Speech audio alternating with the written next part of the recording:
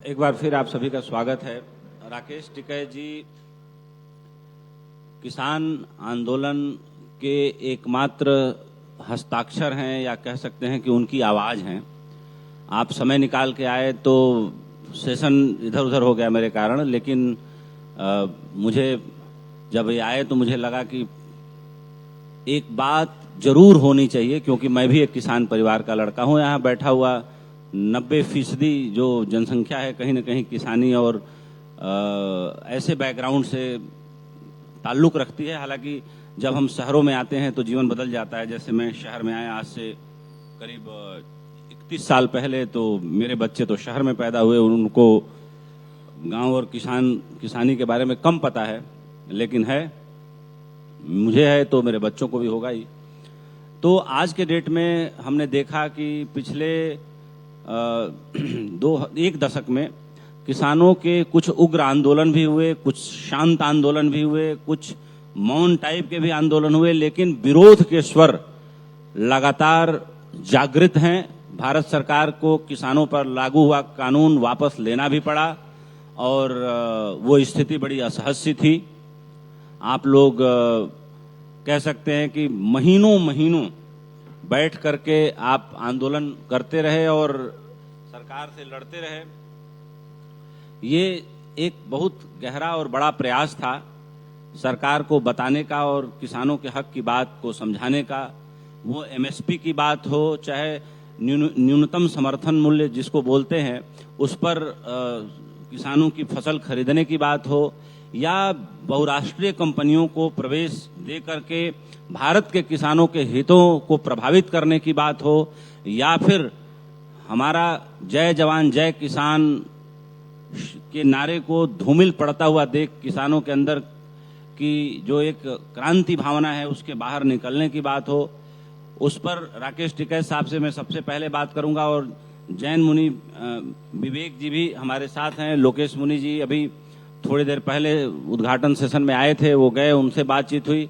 आपसे भी मैं बात करूंगा, लेकिन सबसे पहले आपकी फ्लाइट है, मुझे लगता है फ्लाइट छूट जाएगी, तो मैंने आपको वादा किया कि अगर आप वैसे स्वीकार नहीं करते कि अगर आप विशेष विमान से जाना चाहते हैं तो मैं दूंगा, तो इसलिए मैंने रोक लिया इनको कह के।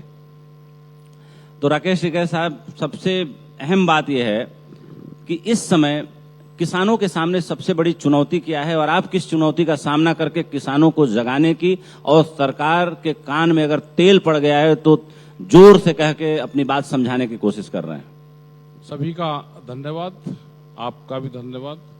आपने यहाँ पे बुलाया और सभी लोगों से परिचय करवाया। जैन मुनि साहब भी हैं, उनका भी धन्यवाद। सबसे पहली चीज तो यह है कि जिस तरह का आपने मंच सजाया है, और ये जो देश है ये ऋषि और कृषि पद्धति से देश चलेगा। यहाँ पे कृषि पद्धति भी मजबूत होगी, अगर उसके साथ में छेड़खानी होगी तो भी यहाँ पे आंदोलन होंगे, और ऋषि पद्धति भी यहाँ पे मजबूत है, अगर उसके साथ में छेड़खानी होगी तो भी यहाँ पे आंदोलन होंगे। तो ये देश ऋषि और कृषि पे आधारित देश है, और हम इसको जब ही विकसित भारत बना सकते हैं जब हमारी दोनों ये जो संस्था है ये हमारी मजबूत रहेगी। रही हम किसान की बात करते हैं, किसान गांव में बसता है, 70% लोग गांव में हैं और वो खेती पे निर्भर है। जिनके पास में जमीन भी नहीं है वो भी वहां पे निवास करते हैं। भूमिहीन किसान जो दूध का काम करते हैं, हमारी महिलाएं हैं जो अनपढ़ हैं, उनके पास में कोई काम नहीं है लेकिन अपना 2 पशु पाल कर अपना दूध बेच कर गुजारा करती है। और हमारा विरोध रहता है किसी भी सरकार से जो सरकार गांव के खिलाफ काम करेगी, कानून लेकर आएगी। ये नहीं कि कोई यही सरकार लेकर आई, इससे पहले भी लेकर आई है, स्टेट गवर्नमेंट भी लेकर आती है। हमारा जगाने का काम रहता है कि किसान और गांव के लोग जागृत हो, छोटा दुकानदार जागे, क्योंकि वो भी बर्बादी के कगार पे है। मूवमेंट इसीलिए होता है कि उनके भाव नहीं मिलते। आज मक्का 11 से और 14 रुपए किलो बिक रही है, 24 रुपए भारत सरकार का रेट है। मिनिमम सपोर्ट प्राइस, कम से कम जो मिनिमम सपोर्ट प्राइस बोलते हैं ये है कि इससे कम पे अगर कोई भी फसल जाएगी तो उसको नुकसान होगा, ये कम से कम है, ये देना ही किसान को है। लेकिन अभी मध्य प्रदेश में आप जाओ, क्योंकि 5 lakh ton 5 lakh metric ton मक्का विदेश से मंगा ली, और यहां का जो मक्का का किसान था पूरा का पूरा पिट गया। कहां जाएगा वो? ऐसे ही दूसरी फसलें हैं। अभी बाहर जो समझौता हो रहा है, इससे और भी आने वाले टाइम पे और खतरनाक स्थिति पैदा होगी। जो अमेरिका से डिक्लेरेशन हो रहा है, डील नहीं उसको कह सकते हम, वो डिक्लेरेशन है, एक तरफा डिक्लेरेशन है। वो आएगा तो दूध यहां 25 रुपया बिकेगा, 50 रुपए से कम पर तो गांव वालों का गुजारा नहीं होता।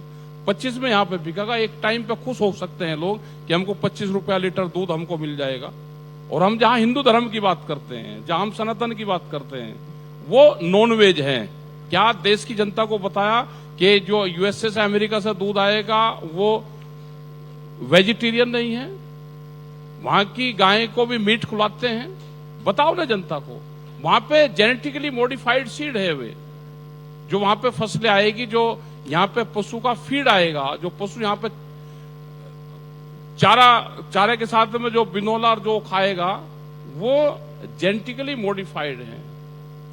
वो मीट मिक्स उसमें आएगा। आप बताओ देश की जनता को, और फिर बताओ कि हम पक्के भाई सनातनी है। ये तो ये कहोगे भाई हम सब आपको मीट खिलवाएंगे। अच्छा, एक तरफ वो बात करते हैं, एक टिकैत साहब से सवाल लेते हैं। आपके पिताजी भी किसानों के सबसे बड़े मसीहा थे, सबसे बड़े नेता थे। वो दूसरी पीढ़ी में आपके अंदर वो बात आई और बड़ा कम होता है। जैसे मुझे लगता है कि मैं जर्नलिस्ट बना तो मेरा बेटा तो बिल्कुल जर्नलिस्ट नहीं बनेगा, मुझे ऐसा दिखता है उसके हाव भाव से। लेकिन आप किसानों की उस दर्द को, उस पीड़ा को लेके वो कर रहे हैं। जितनी बारीक सूक्ष्म बातें जो आपने बताया, 4-5 बातें, ये सारी बातें कई बार अखबार में भी छपती हैं, उसके जरिए तो पता चलती होंगी। लेकिन आप लोगों का अपना रिसर्च का क्या मैकेनिज्म है कि अखबार में भी छपने से पहले अगर किसानों के हितों की बात या कोई पॉलिसी की बात या कोई ऐसी बात चल रही है, तो क्या ये एक चुनौती आप लोग महसूस करते हैं कि बहुत सारी बातें तो पता ही नहीं चलती, बाद में पता चलती हैं, और उसको वापस करने के लिए सरकार से कोई ये समझाने के लिए, बताने के लिए कि भाई स्टेक होल्डर्स की बात आपने तो सुनी नहीं और बिना सुने जो है आपने नियम बना दिया, तो ये ऐसी स्थिति कितनी बड़ी चुनौती? देखो, सरकार हो तो बात कर भी ले। यहां तो सरकार ही नहीं है भाई। सरकार पहले थी, वो किसानों से बात करती थी, व्यापारियों से बात करती थी, दुकानदारों से बात करती थी, प्रेस कॉन्फ्रेंस करती थी, अपनी प्रेस के लोग अपनी बात रखते थे। अब सरकार है कहां? हमें बता दो कोई प्रेस कॉन्फ्रेंस हुई हो सरकार के साथ में? कोई व्यापारियों के साथ में कोई कॉन्फ्रेंस हुई हो? किसी को बोलने की आजादी देश में हो? आप बता दो। नहीं, प्रेस कॉन्फ्रेंस तो होती है, लेकिन किसके साथ होती है? राजा के साथ होती है? नहीं, बिल्कुल नहीं हुई है। ये तो सब मानते हैं, उसको कहने में मुझे कोई गुरेज भी नहीं है। लेकिन हाँ, ये जरूर है कि उन्होंने एक अपना ट्रेंड सेट कर दिया है कि आज 11 साल प्रधानमंत्री बने हो गए, उन्होंने 11 साल में कभी एक बार भी नहीं किया। तो अब ये मानना पड़ रहा है कि उन्होंने अपनी एक लाइन खींच दी, मुझे करनी नहीं। वो एक अलग बात है। लेकिन हाँ, उससे नुकसान हो रहा हो और मान लो कोई मिनिस्टर जवाब न दे रहा हो, कोई मंत्री जवाब न दे रहा हो, कोई सेक्रेटरी जवाब न दे रहा हो, वो एक चिंताजनक स्थिति है। उसको कहने में नहीं होना चाहिए। किसी भी मिनिस्टर के पास में कोई पावर नहीं है। उनको पता नहीं रहता दूध का एक समझौता यहां पर हो रहा। और हमने एग्रीकल्चर मिनिस्टर से पहले वाली गवर्नमेंट में बात करी। हमने कहा भाई ये समझौता हो रहा, कह लीजिए मुझे तो जानकारी नहीं। उसने अपने मंत्रालय में बात करी, उसने कहा यहाँ समझौता रहा। जब देश में एग्रीकल्चर मिनिस्टर को नहीं पता कि क्या समझौता हो रहा है, तो इसका मतलब पूरा का पूरा पीएमओ कर रहा है, वहां के अधिकारी कर रहे हैं। देश की जनता को गुमराह रखा जा रहा। देश की जनता को तो भावनाएं भड़का के वोटिंग में एक तरफ कर रहे हैं। इनको पता है कि वोट कहां से आएगी, कैसे आएगी, लेकिन इनको ये नहीं पता कि देश में कितना अनाज पैदा हो रहा है, कितनी जनसंख्या है, कितना हमको खाद्यान्न चाहिए, कितने क्षेत्रफल में हमारी बुआई हो रही, और आने वाले टाइम पे क्या स्थिति होगी। भाई ये जब सरकार आई, ये आई थी कि जनसंख्या नियंत्रण कानून लेकर हम आएंगे। आज सबसे बड़ा अगर काम करना है सभी संत महात्मा, सभी लोगों को, सभी पढ़े लिखे लोगों को, अगर हमने जनसंख्या नियंत्रण कानून नहीं बनाया तो 50 साल में, 100 साल में स्थिति क्या देश की होगी। और जो प्लान बन रही है ना देश की, वो हम इस जनता को पता रहना चाहिए। देश का राजा ये चाहता है कि देश की जनता गरीब हो और यहाँ पर लेबर पैदा हो, और हम जितनी जनसंख्या होगी उतनी जनसंख्या को बाहर के विदेशों को हाथों बेच दो, यहाँ पे मार्केट बनेगी। क्योंकि 160 करोड़ लोग अभी लीगल और इलीगल देश में हैं, और 160 करोड़ लोगों की आप मार्केट दूसरों के हाथों में दोगे तो आपको हाथों हाथ लेगा, यहां मार्केट देंगे और सस्ती लेबर देंगे। ये देश का राजा चाहता है भाई, आप कर लियो कुछ ही, हो सके कि हमारे खिलाफ भी बहुत लोग होंगे, लेकिन देश के राजा की, देश की सरकार की यही पॉलिसी है कि देश में मजदूर पैदा हो और हम इन मजदूरों को मार्केट बना के दूसरों के हवाले करेंगे। एक सवाल टिकैत साहब आपसे, और उसके बाद आचार्य विवेक मुनि जी से भी सवाल लेंगे। सवाल ये कि क्या हमारे देश की जितनी जनसंख्या है, जैसे आधिकारिक रूप से 140 करोड़ के ऊपर तो हमारे देश के राजनेता भी मानते हैं कि आबादी है हमारी 150 करोड़, बहुत लोग बोलते भी हैं। आपने 160 करोड़ माना, मैं भी उससे इत्तेफाक रखता हूं कि लीगल इलीगल इतने लोग हैं इस देश में। क्या हमारे देश के पास जो किसानी के लिए जमीनें बची हुई हैं अभी तक, क्या हम खाद्यान्न पैदा करने को लेकर के आत्मनिर्भर हैं? क्या हम इतना अनाज पैदा करने की क्षमता में हैं जिससे कि 160 करोड़ लोगों का पेट भरा जा सके और उनको एक खाद्य सुरक्षा दी जा सके? हम आत्मनिर्भर है, हम उतना अनाज पैदा करके दे देंगे जितने की जरूरत है जी। 2007 में जब कांग्रेस की सरकार थी, हम 2007 में गेहूं बाहर से मंगा रहे थे। 72 मिनट की एक मीटिंग हुई प्रधानमंत्री के साथ में, बड़े टिकैत साहब थे और पंजाब से अजमेर सिंह लाखोवाल, ये लोग थे। 72 मिनट में वो डिसीजन लिए, सरकार को कहा कि आप ये काम कर दो, उन्होंने वो काम कर दिया। आज तक 1 किलो भी गेहूं हमने बाहर से नहीं खरीदा। आज हमको हो गए 10, 6, 16, 19 साल हो गए आज हमको। तो ये अगर पॉलिसी सरकार बैठ के बातचीत करे, सब पॉलिसी हमारे पास में है, लेकिन सरकार तो ना बैठ के बात करती। हमारे से भारत सरकार की 22 जनवरी 2021 को बात हुई, उसके बाद में हमारी कोई बात नहीं भारत सरकार से। क्या देश में हम अनाज पैदा करते हैं, अपने सुझाव नहीं सरकार को दे सकते? जब सरकार बात ही करना नहीं चाहती तो सुझाव किसको दे? बिल्कुल सही बात कर रहे हैं कि अगर सरकार बात न करना चाहे तो सुझाव भी देकर आप क्या करेंगे, क्योंकि सुझाव वहीं दिए जाते हैं जहां सुझाव पर काम करने की दिशा में सोच हो या जगह हो। एक आखिरी सवाल आपसे, और कि अभी पीछे भी कुछ महीने पीछे, मतलब 2025 में एक बार फिर लगा कि दिल्ली की सीमा में किसान प्रवेश कर रहे हैं, लेकिन समहाउ बातचीत हुई और वो आंदोलन उतना बड़ा आप लोगों ने नहीं किया और मुझे लगता है कि किसान लौट गए। अभी 2-3 ज्वलंत मुद्दे क्या हैं किसानों के सामने जो आपको चिंतित करते हैं? और उसी में एक दूसरा सवाल डाल देता हूं, जैसे आपने बोला कि 5 लाख मीट्रिक टन मक्का मध्य प्रदेश सरकार ने इंपोर्ट कर लिया, जिसको इंपोर्ट भारत सरकार ने किया, जिसको इंपोर्ट करने की जरूरत नहीं। यहाँ पे हमारे पास में सब चीज है क्या कि यहाँ पे कृषि मंत्री नहीं है कोई। अब कहोगे जी कृषि मंत्री तो है, शिवराज सिंह चौहान है। 18 मिनिस्ट्री जो सेंटर की है वो एग्रीकल्चर डिपार्टमेंट को देख रही है।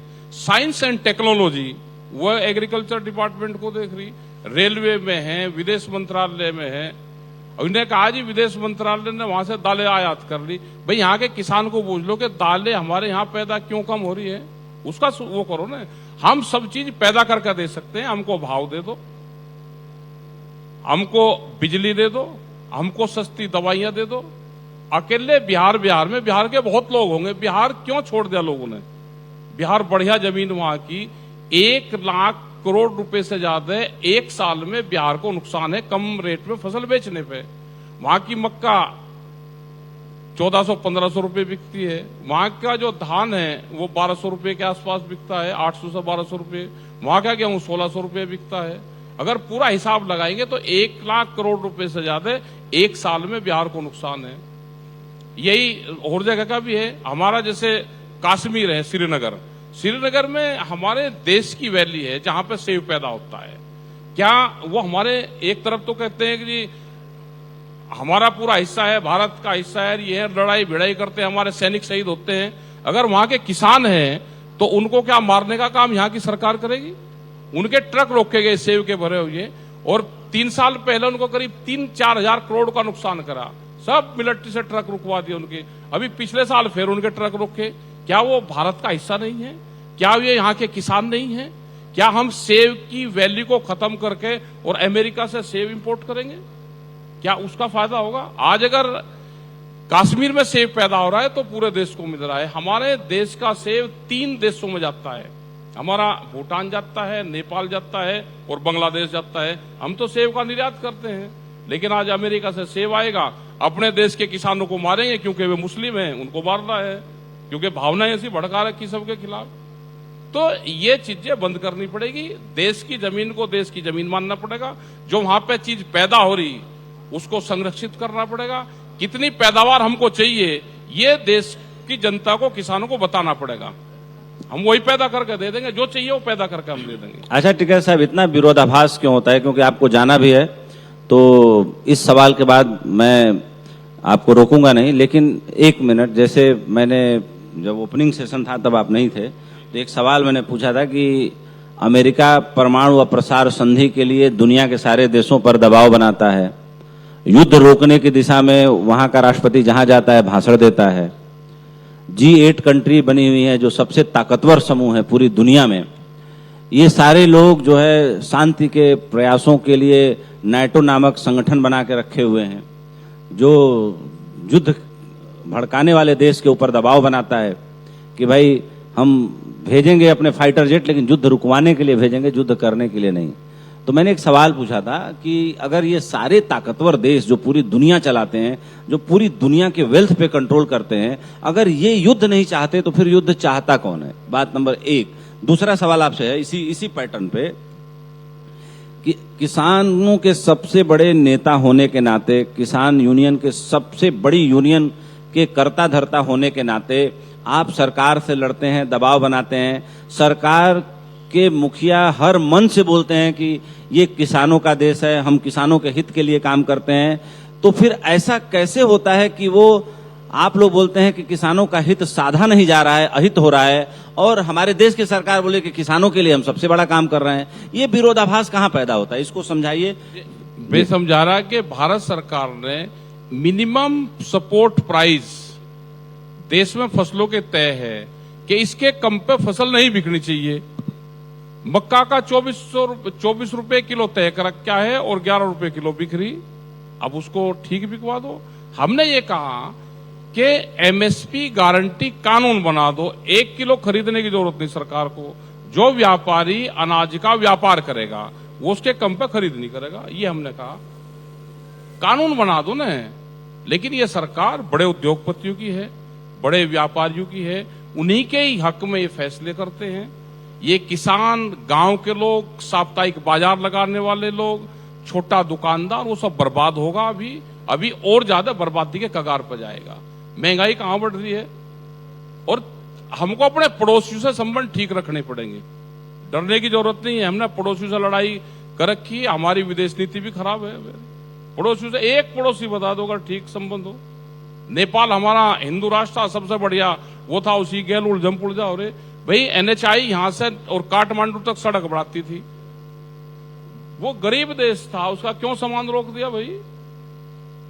वहां पे डीजल, अब गए हम तो डीजल बराबर है, अब यंका रेट और वंका रेट, नहीं तो 16-17 रुपए की हम सब्सिडी देते थे उसको। तो चाइना बढ़ रहा है ना वहां पे भी, नेपाल में काठमांडू तक, और वहां तक चाइना आ गया। क्या करोगे अब?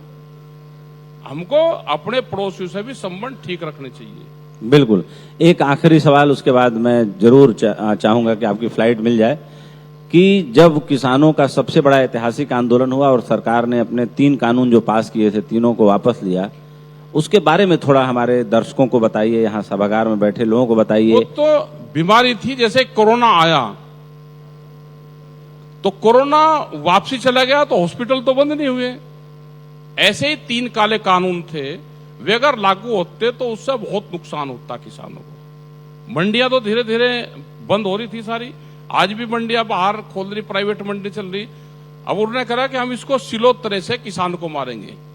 ये तो मंडियां बेचने का प्रोग्राम करते था। मध्य प्रदेश में 182 मंडियों की जमीन बेचने का प्लान बना दिया था, और आज भी 10, 15, 20 साल में सब मंडी खत्म हो जाएगी। बिहार में उसको बाजार समिति बोलते हैं, तो वहां की सब बाजार समिति खत्म है।